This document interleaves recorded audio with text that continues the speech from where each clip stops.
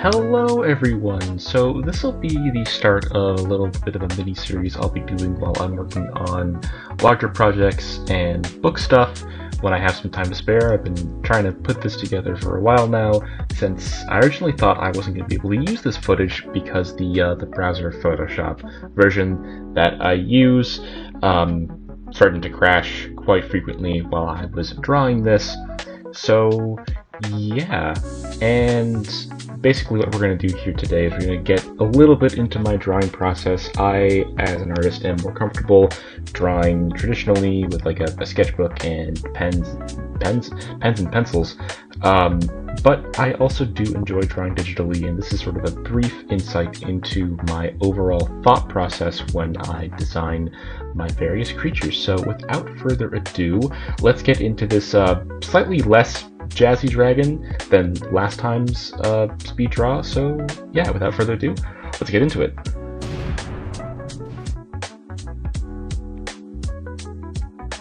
So, as I stated in my little intro, I originally thought I was going to be able to use this footage, so this drawing is already partially colored with that nice deep red. Red to me is sort of like the quintessential dragon color along with green, and I'm just adding a bit of light stripage just for some contrast, and then I go in and add a little bit of a beige or creamish colored belly for some nice counter shading. If you're not aware, counter shading is a biological phenomenon mainly seen in aquatic animals where their back or dorsal side is darker than their belly or their ventral side, which is usually a much lighter color. This is used primarily to blend in with the changing lights in the ocean, but is also seen in some terrestrial animals such as the dinosaur Borealopelta due to melanosomes recovered in its fossil, which was exceptionally well preserved.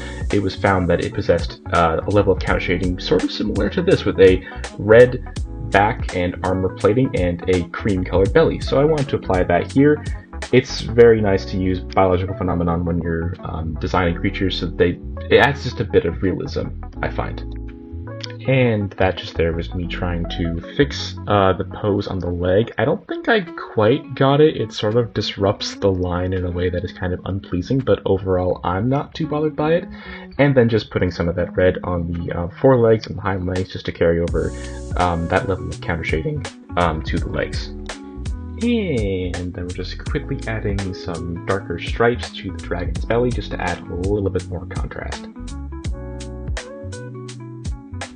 So we're just applying that same general color scheme to the wings. One thing of note about wings is that most dragons in media do not have wings that are large enough for them to be able to fly, and this dragon is an example of that and is not intended to fly. A general rule of thumb that I found early on was that if you make one wing at least the same length as the dragon's body, so therefore the wingspan doubles the dragon's overall length, which is a phenomenon that we see in most flying animals. Insects, of course, fly differently than vertebrates do, but as far as birds and bats are concerned, their wingspan is generally double the length of their body. In most cases, obviously there's smaller birds which are lighter, can fly without too much weight constraint, but for large animals, generally double the length of the body for the entire wingspan seems to be sufficient to get them off the ground. And yeah, but this dragon is very clearly a non-flying boy.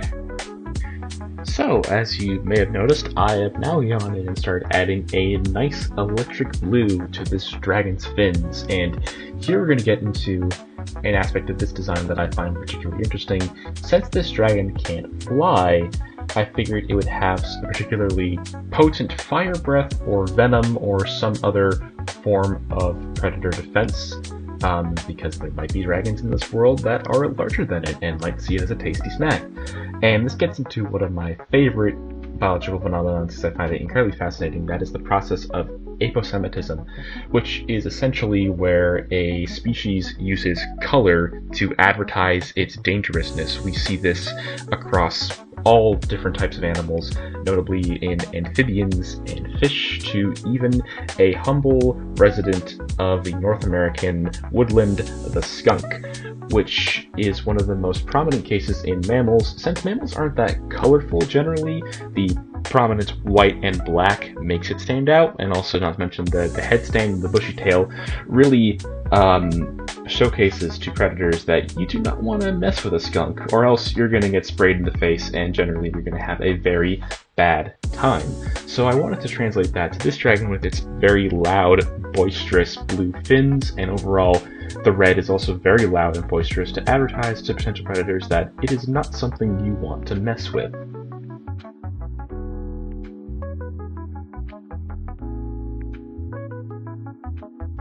And in furthering that design philosophy of antisemitism and really communicating to predators that this dragon is not to be trifled with, I went ahead and added that brighter electric blue to the fins on the dragon's neck, and added a darker blue to the wings and to the body, just really hammer home the idea of I'm loud, I'm colorful, and you do not want to mess with me because I might be carrying some toxin or some potent fire breath, and is your life really worth trying to take a bite out of me?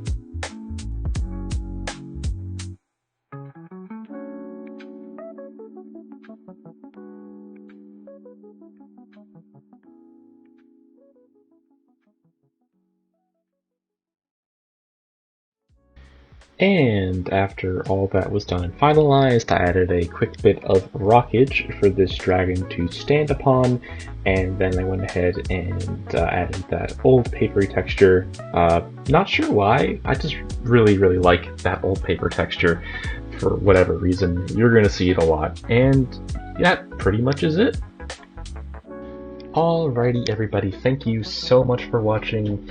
I was unable to get the final image of this dragon, but overall I was very pleased by the end of it, considering the hurdles I had to get through to actually finish it. And yeah, I'm really glad I was able to make this video for you all today. Like I said, next time we're going to do a little bit more of an in-depth look into my process, but this is sort of for me, a good way of establishing my methods. So yeah, if you enjoyed, make sure to like, subscribe, and leave a comment down below. And until next time everyone, I hope you have a wonderful day. Bye-bye now.